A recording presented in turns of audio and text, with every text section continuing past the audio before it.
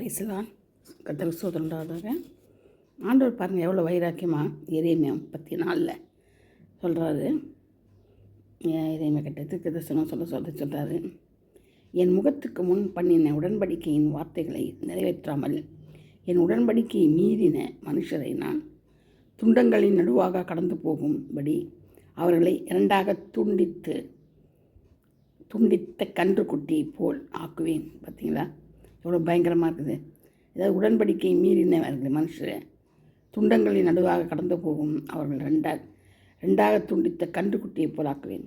கன்றுக்குட்டியின் துண்டங்களின் நடுவே கடந்து போன யூதாவின் பிரபுக்களையும் எருசலேமின் பிரபுக்களையும் பிரதானிகளையும் ஆசாரியர்களையும் தேசத்தின் சகல ஜனங்களையும் அப்படி செய்து எல்லாருக்கும் பாருங்கள் ஒரே தீர்ப்பு தான்.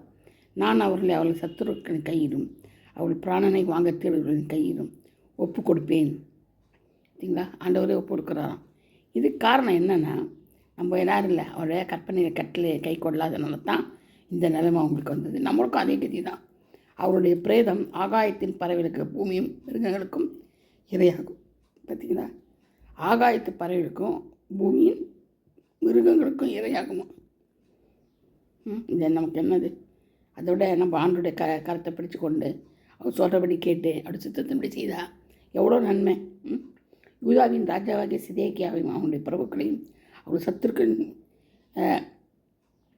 சத்துருக்களின் கையிலும் அவள் பிராணனை வாங்க தேடுகளின் கையிலும் உங்களை விட்டு பேர்த்து போன பாபிலோன் ராஜாவோட கையிலும் ஒப்பு கொடுப்பேன். பார்த்தீங்களா?